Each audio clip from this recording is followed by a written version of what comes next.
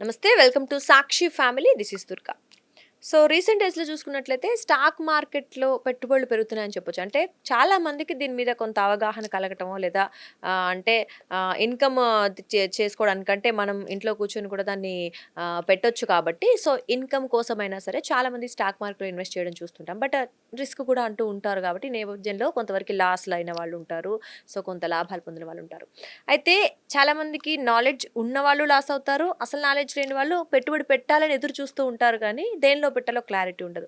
So, ఈ నేపథ్యంలో ETFs కొంతవరకి better పెట్టొచ్చు పెద్దగా నాలెడ్జ్ లేకపోయినా అని అంటూ ఉంటారు. నిజంగా ఈటీఎఫ్స్ స్టాక్ మార్కెట్‌లో పెట్టుబడి పెట్టాలంటే ఇది మంచి ఆప్షన్ అనుకోవచ్చా? లేకపోతే ఈటీఎఫ్స్‌లో ఎన్ని రకాలుంటాయి? మరి ఎలా ఉంటుంది? కంప్లీట్ డీటెయిల్స్ తెలుసుకుందాం. ప్రస్తుతం మనతో పాటు ఉన్నారు స్టాక్ అనలిస్ట్ సుందర్ రామరెడ్డి గారు. ఆయనతో మాట్లాడదాం. నమస్తే అండి. నమస్తే. సో, స్టాక్ మార్కెట్‌లో పెట్టుబడులు పెట్టడాన్ని ఈ మధ్య కాలంలో చాలామంది చూస్తున్నారు. ఎందుకంటే ఎడ్యుకేటెడ్ పీపుల్ ఎక్కువైపోయారు. ఈ నేపథ్యంలో వాళ్ళకి కూడా కొంతవరకు నాలెడ్జ్ ఉంటుంది. బట్ సమ్‌టైమ్స్ రిస్క్ అంటూ ఉంటాము. లేదా కొన్నిసార్లు లాభాలు, నష్టాలు ఉండడం వల్ల ఆ! ఓకే. సరే ఇంకా మిగతా కొంతమందికి అసలు స్టాక్‌కి సంబంధించి నాలెడ్జ్ ఉండదు. ఆ! వాళ్ళు ఎలా పెట్టుబడి పెట్టాలి అని అనుకున్నప్పుడు ఒక మార్గం ఈటీఎఫ్ అనుకోవచ్చేమో. అవును. అవును. సో, మరి నిజంగా ఈటీఎఫ్‌లో పెట్టుబడి పెట్టడం సురక్షితమేనా? యాహ్! సో, బేసికల్‌గా మనం ఈటీఎఫ్ అనంగానే చాలామందంటే ఈక్విటీ మార్కెట్ మాత్రమే అనుకుంటారండి. హ్మ్. యాక్చువల్‌గా ఈటీఎఫ్ అంటే ఎక్స్‌చేంజ్‌లో ట్రేడ్ అవుతున్న ఫండ్స్ అనమాట అవి. ఆహా! So, okay. బేసికల్‌గా ఎక్స్‌చేంజ్‌లో స్టాక్ లాగా ట్రేడ్ అవుతున్న ఫండ్స్. హుహు. అంటే పేరులో ఫండ్ ఉంది గదా! అంటే ఒక స్టాక్ కాదు. హ్మ్. అంటే basket of the securities. Okay. Right. ఆ! ఆ! ఇప్పుడు సపోజ్ నిఫ్టీ 50 అన్నాం అనుకోండి. హ్మ్. అందులో 50 స్టాక్స్ ఉన్నాయి. హ్మ్. హ్మ్. అంటే ఎన్ఎస్ఈలో ట్రేడ్ అవుతున్న టాప్ 50 కంపెనీస్‌ని మనం నిఫ్టీ 50 అంటున్నాం. హ్మ్.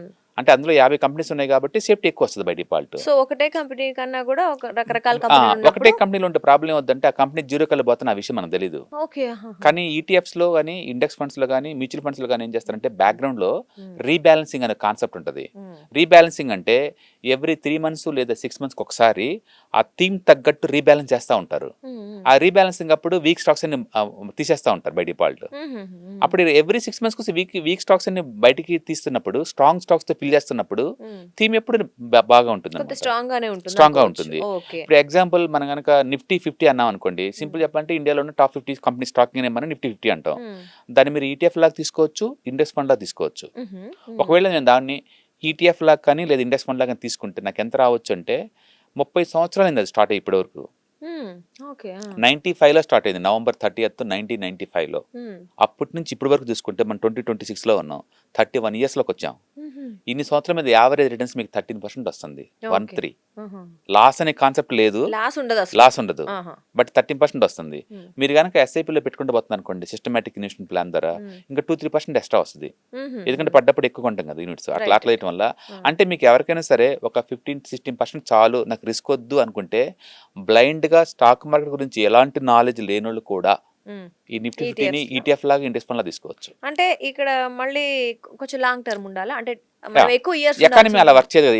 ఎప్పుడు హెల్తీగా ఉండదు కదా! ఆ! ఆ! అందుకని మీకు లాంగ్ టర్మ్‌లో ఉంటే మోర్ గ్యారంటీ ఉంటది. హ్మ్. షార్ట్ టర్మ్‌లో ఉండకపోవచ్చు. చాలామంది అనుకుందంటే ఈటీఎఫ్ అనంగానే అచ్చం ఈక్విటీ అనుకుంటారండి. హ్మ్. హ్మ్. ఈటీఎఫ్స్‌లో బోలెడన్ని రకాలున్నాయి. అవును. ఎగ్జాంపుల్ ఏంటండి? International ETFs. హ్మ్. అచ్చం వేరే కంట్రీలో ఇన్వెస్ట్ చేస్తారయి. హుహు. వాళ్ళు ముందే థీమ్ చెప్తారు. For example Nasdaq 100 అన్నామనుకోండి. హ్మ్. అమెరికాలోని నాస్డాక్ లిస్ట్ అయిన టాప్ 100 కంపెనీల్లో ఇండియా నుంచి ఇన్వెస్ట్ చేస్తారు.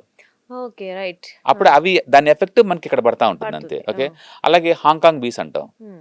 అంటే చైనా వాళ్ళకి సంబంధించిన హాంకాంగ్‌లో టెక్నాలజీ ఈ సెక్టర్ ఎలా పోతుంటే ఇక్కడ అలా పోతుంటాయి. హుహు. అట్లా ఇంటర్నేషనల్ ఇన్వెస్ట్‌మెంట్ చేసుకోవచ్చు ఇండియాలో కూర్చొని. 2 కమోడిటీస్‌లో కూడా ఈ ఈటీఎఫ్ లాగా ఇన్వెస్ట్ చేసుకోవచ్చు. హుహు. లైక్ గోల్డ్ ఈటీఎఫ్స్, ఆ! రైట్. ఆ! సిల్వర్ ఈటీఎఫ్స్ హ్మ్. ఇవన్నీ ఇట్లా పెట్టుకోవచ్చు. హ్మ్. ఇండియాలో ఒక 40 అసెట్ మేనేజ్మెంట్ కంపెనీస్ ఉన్నాయి. హ్మ్. వీళ్ళందరూ కలిసి పబ్లిక్ మనీ 80,00,00,000,00,00,000 మేనేజ్ చేస్తున్నారు. ఓకే. ఆహా! పబ్లిక్ అసెట్స్ మొత్తాన్ని 80,00,00,000,00,000 హ్మ్. అంటే ఆ 80,00,00,000,00,000 తీసుకెళ్ళి స్టాక్ మార్కెట్‌లో, పెడతారు. ఈటీఎఫ్స్‌లో, హ్మ్. ఇండెక్స్ ఫండ్స్‌లో, హ్మ్. మ్యూచువల్ ఫండ్ ఫార్మాట్‌లో పెడతారు. హ్మ్. ఓకే. హ్మ్. అట్లా అందులో మెటల్స్ కూడా ఉంటాయి. హ్మ్. సో, మెటల్‌కి సంబంధించిన ఈటీఎఫ్‌లో మనం ఇన్వెస్ట్ చేసుకోవచ్చు. హుహు. అండ్ మూడోది డెట్ సంబంధించినట్లు కూడా పెట్టొచ్చు. హుహు. అంటే గవర్నమెంట్ సెక్యూరిటీస్‌లో పెట్టొచ్చు, ఓవర్ నైట్ ఫండ్స్ పెట్టొచ్చు, మనీ మార్కెట్స్ పెట్టొచ్చు, ఇలా ఇట్లా కూడా పెట్టుకోవచ్చు. హుహు. 100% క్యాపిటల్ గ్యారంటీ ఉంటది. ఓకే. అంతా బ్యాంకులో పెట్టేవాళ్ళు ఆల్టర్‌నేటివ్‌గా హ్మ్. ఈటీఎఫ్స్‌లో పెట్టుకోవచ్చు. హ్మ్. అలాగే ఈక్విటీకి సంబంధించినటిని 4గా మారుస్తారు. 4గా డివైడ్ చేస్తారు. హ్మ్. ఒకటి బ్రాడ్ బేస్ అంటారు. బ్రాడ్ బేస్ అంటే సైజ్ బేస్‌గా తీసుకొని. హుహు. మన Nifty 50, next Nifty 50, large cap, హ్మ్. మిడ్ క్యాప్, స్మాల్ క్యాప్ ఇవన్నీ ఏందంటే అవన్నీ ఫండమెంటల్ బేస్‌గా కాదు. హ్మ్. సైజ్ బేస్డ్‌గా. ఓకే. కంపెనీ యొక్క సైజ్ బేస్డ్‌గా తీసుకొని వాళ్ళు క్వాంటిఫై చేస్తారన్నమాట. హ్మ్. హ్మ్. అలా ఒకటి బ్రాడ్ బేస్డ్‌గా మీరు పెట్టొచ్చు. హ్మ్. రెండోది స్ట్రాటజీ వైజ్ అంటారు. హ్మ్. స్ట్రాటజీ అంటే మొమెంటం, క్వాలిటీ, వాల్యూ, బీటా, మ్మ్. లేకపోతే సైజు, గ్రోత్, ఈక్వల్ వెయిటేజీ, ఇలా పర్టికులర్ క్యారెక్టర్ బేస్గా తీసుకుని కూడా మనం ఇన్వెస్ట్ చేసుకోవచ్చు. మ్మ్. ఫర్ ఎగ్జాంపుల్ నాకు మిడ్ క్యాప్లో మూమెంట్ ఉన్న స్టాక్స్ కావాలి మ్మ్. అంటే నాకు స్టాక్ సెలక్షన్ క్రైటీరియా ఏంటంటే మిడ్ క్యాప్ నుంచి పిక్ చేసుకుంటున్నా. ఓకే. అందులో కూడా మళ్ళీ మూమెంటమ్నే కావాలి నాకు 50 స్టాక్స్. మ్మ్. అందుకని 50 మూమెంటమ్ సెపరేట్ చేస్తారన్నమాట. మ్మ్. అలా పర్టికులర్గా ఒక పర్టికులర్ ఫ్యాక్టర్ బేస్గా తీసుకుని పిక్ చేయటాన్ని స్మార్ట్ బీటా అంటారు. మ్మ్. స్మార్ట్ బీటాగా మీరు ఇన్వెస్ట్ చేసుకోవచ్చు. మూడోది థీమాటిక్ కూడా చేసుకోవచ్చు. మ్మ్. డిఫెన్స్ ఒక థీము, మ్మ్. డిజిటల్ ఒక థీము, హౌసింగ్ ఒక థీము, ట్రాన్స్పోర్టేషన్ లాజిస్టిక్ ఒక థీము, మ్మ్. క్యాపిటల్ మార్కెట్ ఒక థీము. ఇలాంటి థీమ్స్ వందల దొరుకుతాయి నీకు. అంటే ఎవరైనా ఏ థీమ్ నేను చూస్ మీ ఇష్టం. మీకు ఈ సెక్టర్ ఏది ఇప్పుడు ప్రస్తుతానికి మా ఇండియాలో ఏది ఏ సెక్టర్ హాట్ చూసి అందులో మీరు ఇన్వెస్ట్ చేసుకుంటూ పోవచ్చు.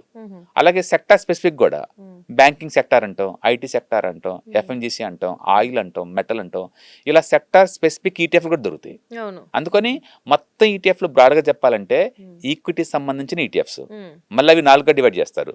సైజ్ బేస్డ్గా, strategy wise, thematic, sector wise. అవి మొత్తం ఈక్విటీ.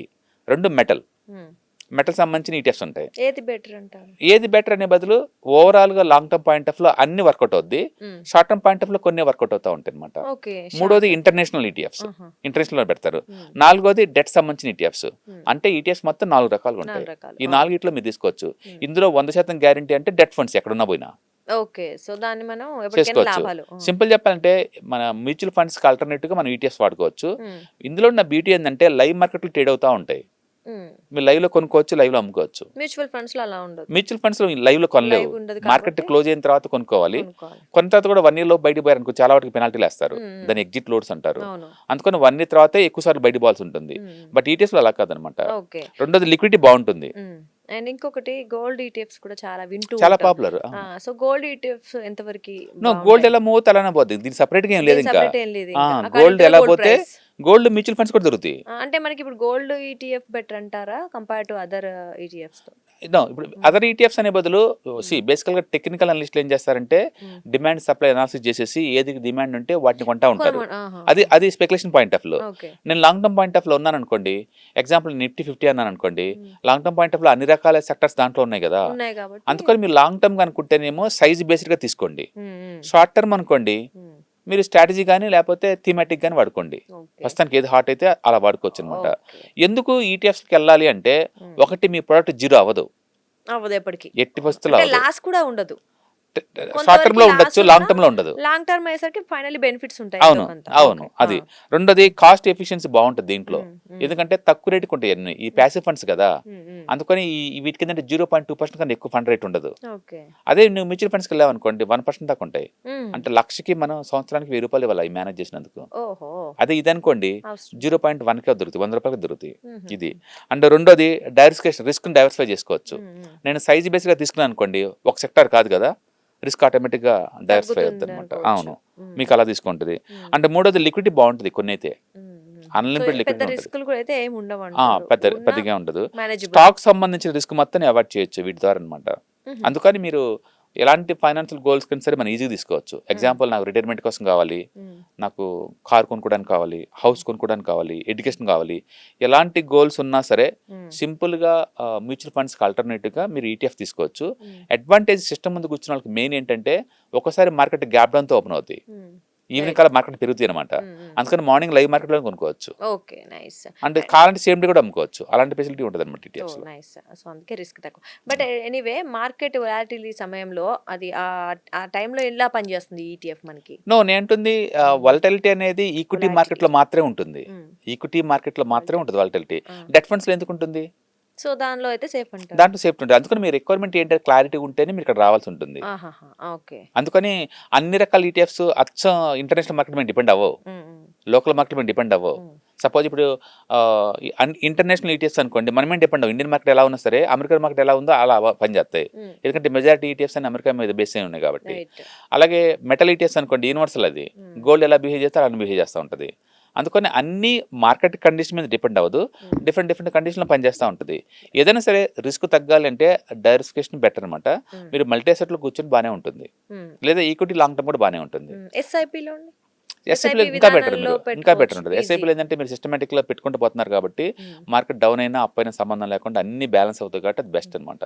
సో మన వ్యూయర్స్కి అయితే యా ఫైనల్లీ డెఫినెట్గా ఏది స్టాక్ జోలు రికమెండ్ పోవద్దు చేస్తారు? అంటాను ఎవరినైనా సరే, ఆహా. సబ్జెక్ట్ నాలెడ్జ్ లేకుండా స్టాక్ జోలు పోవద్దు అంటాను. మ్మ్. రెండోది, స్టాక్స్లో పెడితే కంపెనీలో ఏదైనా మార్పులు చేర్పులు జరిగితే మీకు తెలియదు, అది అది డ్రాప్ అవుతూ ఉంటుంది. రైట్. ఎక్కువ మంది డ్రాప్ అయ్యి ఇంకా కొంటా ఉంటారు, అది అది అది ఇంకా ఇంకా పెయిన్ అవుద్ది. రైట్. అదే ఈటీఎఫ్స్ అనుకోండి, 6 నెలలు అయిన తర్వాత ఆ థీమ్ సూట్ అవ్వలేదు అనుకోండి, ఆ స్టాక్స్ వాళ్ళు పీకేసి వేరే స్టాక్స్ పెడతారు, దాని ప్లేస్ రీప్లేస్ చేస్తారు వేరే స్ట్రాంగ్ ఓకే. స్టాక్ తోటి. రైట్. అందుకని మనకి పెయిన్ తక్కువ ఉంటుంది అనమాట. అందుకే పైగా నిరంతర గ్రోత్ తో ఫిల్ అవుతాయి. రైట్. ఎగ్జాంపుల్ జొమాటో అనుకోండి, ఇయర్లీ 30% గ్రోత్ ఉన్న కంపెనీ అది. అవును. ఇప్పుడు అది నిఫ్టీలో జరిగింది కదా, మ్మ్. నిఫ్టీలో మిగతా మాత్రం స్లోగా పోతుంటాయి కదా, మ్మ్. ఇది ఫాస్ట్ ఇది ఫాస్ట్ గా పోతుంది, బ్యాలెన్స్ అవుతా ఉంటుంది. రైట్. అట్లా నిరంతరం ఈ సెక్టార్స్ అన్ని లేదు స్ట్రాంగ్ స్టాక్స్ తో ఫిల్ అయి ఉంటాయి అనమాట. రైట్. వీక్ అవ్వగానే బయటకు తీసేస్తా ఉంటారు, కాబట్టి మనం సేఫ్టీ సైడ్ ఉంటాం. ఓహో. అందుకని మీరు లాంగ్ టర్మ్ లో బై అండ్ టార్గెట్ చేద్దామన్నా, లాంగ్ టర్మ్ లో సేఫ్టీ కావాలన్నా, కన్జర్వేటివ్ ఉండే వాళ్ళందరికీ కూడా అండ్ లైవ్ మార్కెట్ లో ట్రేడ్ చేద్దాం అనుకుంటే ఈటీఎఫ్స్ చాలా బాగుంటాయి. ఓకే అండి. నైస్. ఓకే, మంచి దీనికి ఆల్టర్నేటివ్ ఇన్వెస్ట్మెంట్స్ ఉంటాయి, మ్యూచువల్ ఫండ్స్ ఉంటాయి, అవి కూడా సేమ్ ఇలానే ఉంటాయి. చేసుకోవచ్చు అంటారు Right, వాటిని. ఓకే, నైస్ అండి. నిజంగా మంచి ఇన్ఫర్మేషన్ ఇచ్చారు. అంటే చాలా మంది పెట్టుబడులు పెట్టాలన్నా ఎక్కడ పెట్టాలి, ఎలా రిస్క్లు ఏంటి, చాలా నాలెడ్జ్ ఉండని వాళ్ళు కూడా పాపం బిజినెస్ చేయాలి అంటే సో ఇది ఒక ట్రిక్ అని చెప్పుకోవచ్చు. Anyway nice information, thank you అండి. Thank you. సో అదండి, అంటే జనరల్గా అదే రిస్క్ ఎక్కువ ఉండకూడదు అనుకున్నా, లేకపోతే మనకి దాని గురించి పెద్దగా తెలియదు అనుకున్నా, పెట్టుబడి పెట్టాలి అనుకుంటే మాత్రం డెఫినెట్లీ మీరు ఈటీఎఫ్స్లో పెట్టడం మంచిది. రకరకాల ఈటీఎఫ్స్ ప్లాన్స్ అందుబాటులో ఉంటాయి అండ్ అఫ్ కోర్స్ రిస్క్ కాస్త తక్కువగానే ఉంటుంది. అండ్ మనం లాంగ్ టర్మ్ పెట్టుకున్నట్లయితే డెఫినెట్లీ అది లాభాలు ఎంతో కొంతమేర లాభాలను అయితే ఇస్తుంటుంది. మిక్స్డ్ రకాల షేర్స్ ఉంటాయి కాబట్టి డెఫినెట్లీ లాభాలు ఇస్తుంది. కాబట్టి ఒకవేళ మీరు పెట్టాలి అనుకుంటే కంపేర్ టు స్టాక్ మార్కెట్ మీరు ఈటీఎఫ్స్లో పెట్టి సేఫ్గా అయితే ఫీల్ అవ్వచ్చు. సో ఇది ఇవాళ మన special information about that ETF అండి. నమస్తే.